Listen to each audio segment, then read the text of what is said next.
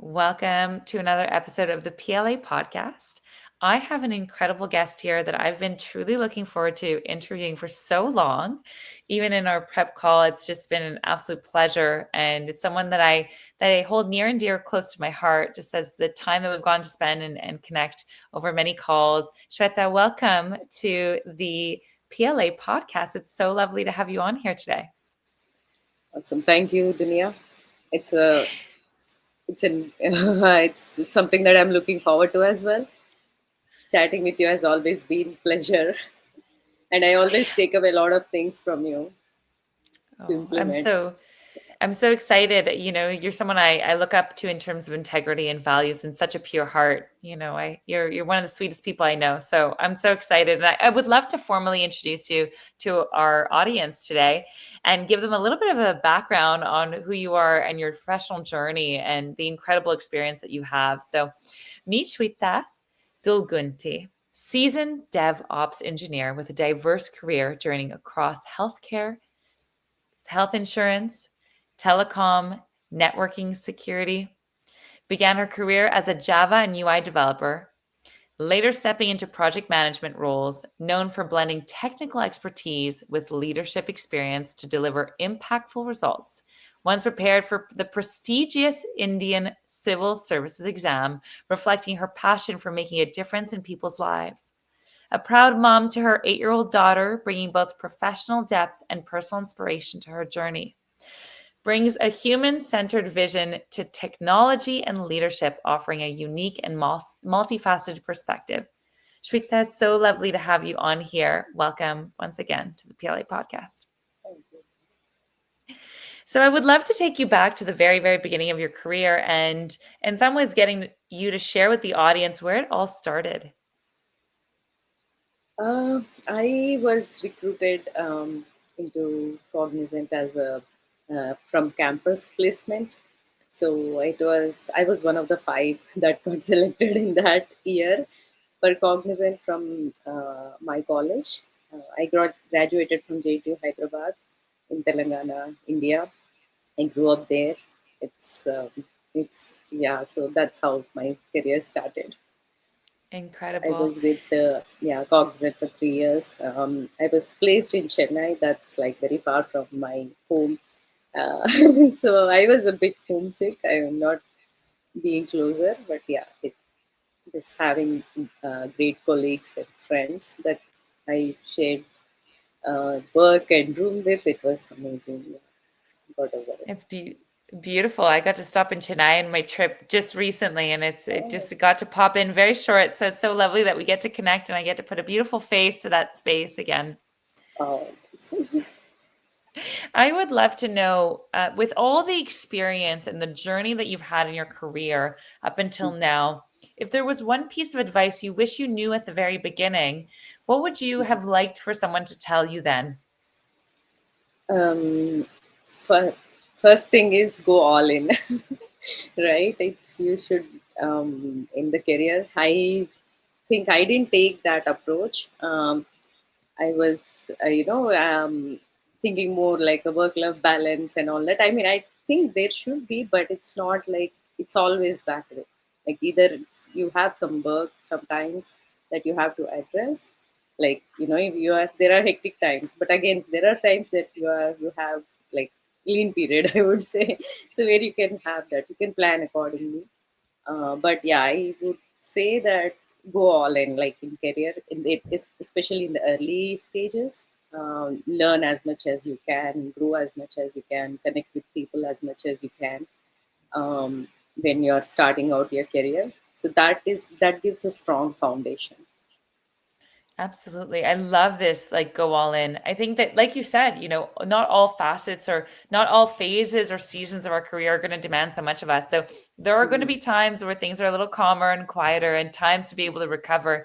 But going all in is like playing full out. And I've seen you play full out in this community in PLA for so long and getting to know you on a personal and professional level. You play full out in every facet of your life. Like when you can grow and there's an opportunity, I've seen it done. And it inspires me, and I hope those listening to this recording and are getting to know you on more of a professional and personal level that they're also inspired to playful out in the different facets of their life, not just in one or the other. Yeah, definitely. I do recommend that. So Wish I one of had the done it before, but yeah, I just feel should do that. Everyone should do so that. Yeah. So it's funny that you say I wish I had done it before. It makes me think of this quote that I love that says, there are the two best times to plant a tree. One is 20 years ago, Hmm. and the other is today in this very, very moment. Hmm. And so Yeah. it's like reminding us all that it's like, yeah, of course we could have done it sooner. And what are we Hmm. choosing to do today that will in 20 Exactly. years also serve us? Yeah, exactly. Yeah. I have heard that before, and like, now it makes more sense. Like, even if you start today, you can make so much difference, and you can grow so much. Absolutely. Absolutely. And I'm curious to know, if you look back at the last 6 months of your life, what have been new habits or new decisions that you've implemented and new actions that you've taken that you're thinking, wow, this is going to serve me in 20 years? Um, uh, with PLA, I mean, for the last 6 months, I've been with PLA, and I came to experience the power of proximity firsthand. Like this Shweta 6 months ago, and now is different, definitely, by habits and how I think, and all the advice and like inputs. Even if I didn't ask any questions, like just being around with people who ask questions and getting the um, advice, or like inputs from the coaches, Bamshi, Venkat, and Brendan, and you, and Pam, everyone. It makes a lot of difference. Like it's what you feed to your brain, right? That shows in your actions every day as well. So there are a lot of things, like journaling is one thing, and like a lot of things about how people become successful. I know I have read a lot of books, but when you are with people and like you have that constant energy, it's more, you are more likely to implement them and imbibe those habits and follow through. Absolutely. I think that Mhm. there's so much richness to that share.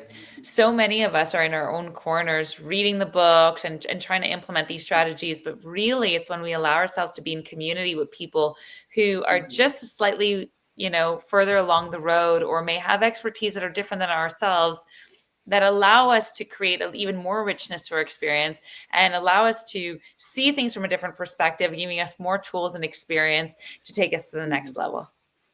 Yeah, definitely. Incredible. Mhm. I'd be curious to know, so many times we see people that have had incredibly successful journeys and have these very inspiring careers. And we forget that it comes with a lot of challenges. It comes with lessons that have led us there. It's not Mhm. handed to anyone, really. I'd be curious to know what were the biggest lessons and challenges amongst your own journey, and how have you grown Mhm. from them?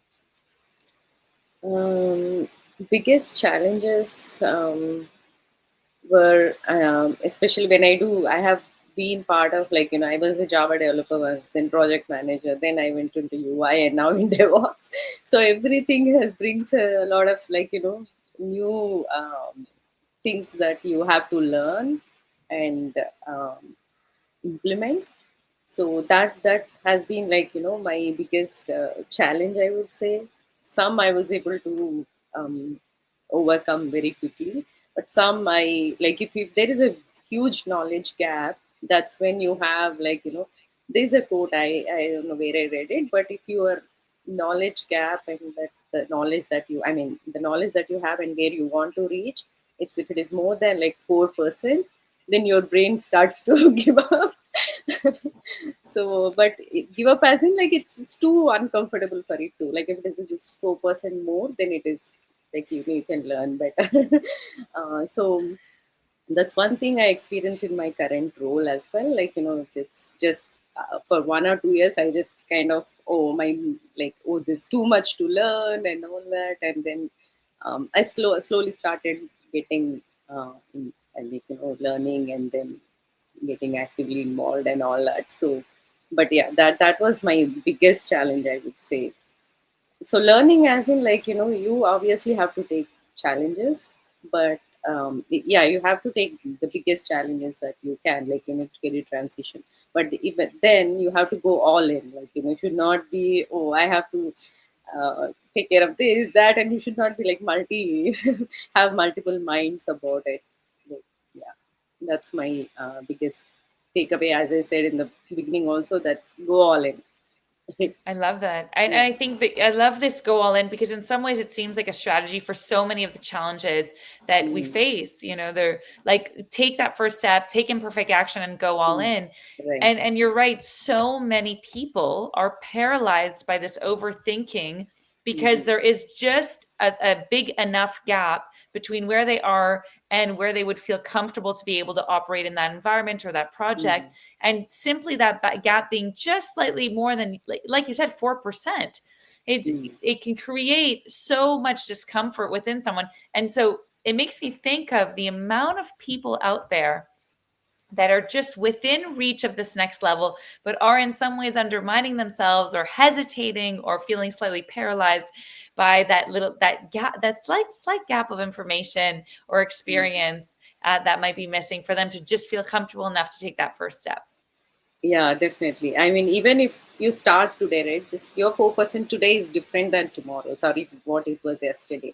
So it's just in 1 month, you don't know how much you can. I mean, you can't imagine how much you can learn. That compounding effect kicks in when you do every day, every single day. That's something I would definitely recommend for myself too. Yeah, but mhm. I love that. I think there's so much value in that share.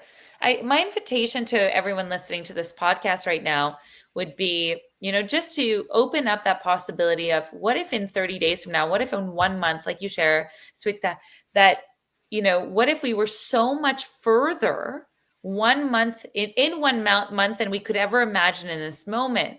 So, what are the actions I need to take today to make room for those possibilities that are going to come for me just 1 month from now? I think there's something there. Yeah, definitely. Mhm. I think I'd be curious to know also, what were some of the pieces that helped you face that hesitation or that analysis paralysis, as we like to say, in those moments? Mm. What allowed you to go all in and take those first steps? um First, when I was like that, I took on a lot of Udemy courses. I purchased a lot of them. Just like, oh, I need to know this, I need to know that, like, everything, every, like, lot of areas, especially in the DevOps space. So I took a lot of Udemy courses, but then again that overwhelm was there. So what I did was, I decided myself I'd go just take one certification, just focus on just one thing that was most important, like in my case, Kubernetes. So I took two certifications, then I was a bit comfortable, and then I started with others, learning slowly. Yeah, so just focus on one area first, and then take projects related to that. So that will, like, reduce that overwhelm, and that feeling that you don't know a lot. Yeah. I love this. I think there's so much there of oftentimes feeling that analysis paralysis, feeling that overwhelm. There's a Mhm. simple solution, even though so many of us forget it. It's like, where is the one place right now, my one point of focus that is most important in this moment that is going to serve me best moving forward? And to be honest, we don't always know what that place is. So it's like, but I love that piece around like choosing, being decisive. It doesn't have to be a perfect choice. It just has to be a choice to be able to focus and then move. And like you shared, oftentimes what happened even in your case was it opened up the time and space for all these other opportunities and for you to be able to do these other certifications after that first one. Mhm. Yeah, it did. I definitely enrolled for more, but yeah, that's the later probably. Yeah, I, Yeah. I mean, it's not about like taking certifications. I took certification mainly because I wanted to learn all the concepts, because a certification covers all the concepts. It's not like it adds up. I mean, it may add value to your resume, but when you work, you have real projects to your resume, that helps a lot is what I feel. But yeah, just to get to understand a concept or an area of this thing, like an area in a space, then that would give more overall concept. I mean, overview of concepts. It's yeah. Absolutely, that learning, that Yeah. and I love that piece around like getting to know you over time also. You've invested so much in yourself and your dedication and your growth and your evolution, and that will naturally grow that confidence. Mm, And I would like to also just take a moment to highlight you in this, because part of it is you can try and grow that confidence with learning more, but it has to be paired with taking action. And I know mm, that you've taken so much action in the time that I've known you, to be mm, able to, because that confidence really is like knowledge meets implemented action. That's where true confidence grows. mm. Yeah. Amazing. I'd be curious. I know that AI has been a big and hot topic recently with the Mm. change that it's creating in every single industry we're seeing. I would love to get your perspective on AI and how you have seen it influence your own work, your own life, and where do you think it's going? AI is obviously disrupting a lot of spaces, but so did internet back then. And AI is much bigger than internet, is what I heard from one of the podcasts. So I mean, when internet came, I was probably very young then, but it might have given a lot of possibilities that opened up. I think with AI also, it's instead of, I mean, I know there are a lot of scary things that are happening, like replacing jobs and such.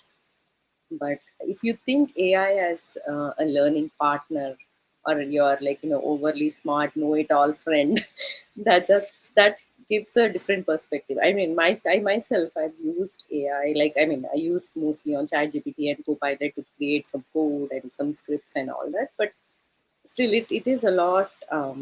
If it's how you use it and grow yourself is what I feel is important to stay relevant, and of course increase your productivity. Absolutely. I think there's a lot of value in that perspective that you shared, like framing AI as your all-knowing friend. I love this because in some ways it changes the relationship we have to possibly even feeling slightly threatened by this tool that has come to the world and that is disrupting a lot of industries and changing things. That is the reality. That if we change our perspective of how we see it and the meaning we're attaching to it, to, this is actually a supportive tool that has almost endless possibilities, really, and that creates a lot more opportunity even for us as users to be able to reach further, be more efficient, be more knowledgeable in certain sectors, and to be able to Mm. support us through. It can be a game changer. Yeah, a lot of research also, right? You can do a lot of them, like instead of going for every single page on Google and reading and getting your own perspective. Of course you can still get your perspective, and sometimes it's not always that you trust whatever the AI gives you, but it just gives a different perspectives, and you can steer your research accordingly, like, yeah. And of course, if you want, you can go to the sources and get more research by yourself. But yeah, at least it's a very good starting point to know about some subjects and like a lot of things. I mean, in my personal life too, even for my 8-year-old, oh, what should I do for this, that, and everything. It's amazing. Yeah, I'm Yeah, excited for future. I mean, yeah, for the next generation too. Like I with I all, love this. yeah. I'd be curious, speaking of the next generation, I'd be curious to know if you heard of a young woman that was entering tech today. What would you Mhm. tell her? How would you just kind of frame things for her? Oh, that's a deep question. I mean, first thing is I would just say put your 100% to like career. Like you should have a strong foundation, definitely, and learn as much as you can. Connect with people. People are the differentiator, right? When like the people you are surrounded. Just as I observed with PLA, also like the community makes a lot of difference. Like you should have mentors from lot of different space places. Have colleagues, help them and ask for help. That's one thing that I wasn't really very good at, like asking for help. I mean, even now I feel, oh, should I or should I not? But yeah, that's one thing that I would suggest. It's Give beautiful. hundred I percent to everything, like yeah, wherever Yeah. it is I required. And don't think about work at I mean, when you are with family, and don't vice versa. Yeah, I love that piece around asking for help.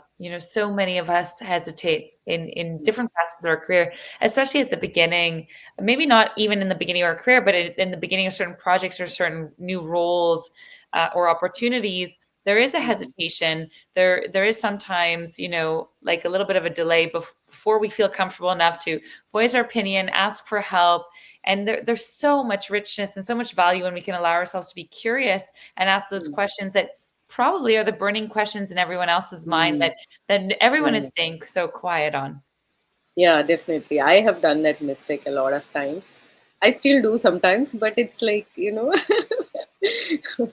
it's a process. I'll get there. But Absolutely. And yeah, yeah. it's being like, by surrounded by a community that does not judge you helps a lot, basically. I mean, like, Mm. yeah. So you should choose your friends or people that are non I mean, of course, everyone judges. It's not like you don't, but if you shouldn't be minding someone judging you.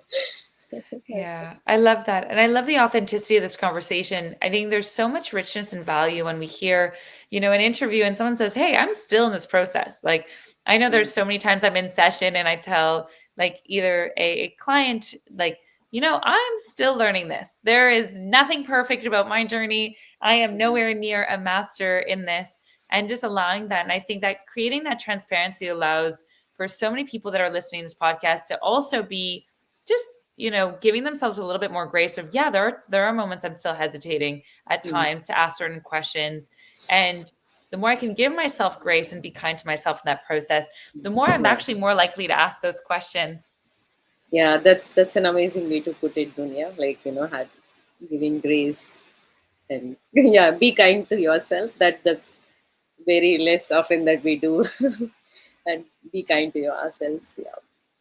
Absolutely. And I'd be curious, how would you suggest the audience to be able to foster environments like that? Like how can we foster teams that would encourage people to speak more of their truth as someone like yourself that knows, the experience of you feeling a little bit of hesitation with speaking her truth at times or has had that experience and has then also leaned into moments where you were very courageous and you're saying, as uncomfortable as I am, I'm going to ask these questions, I'm going to reach, I'm going to ask for help, etc. Um, there's a quote I have heard long back, like, you can't choose your family, but you can choose your friends. So it's um, obviously, like, how, if you want to be closer to someone, you can make an effort to be, like, a closer, as in, like, in the way that you want them in your proximity. You definitely have to make that effort and look for opportunities, invest in yourself, to be in those that circles of proximity, right? I mean, circles of the individuals that are there. So I definitely say invest in yourself, either it's money, time, or anything, like, that gets you into those circles. Yeah, that's my advice, definitely.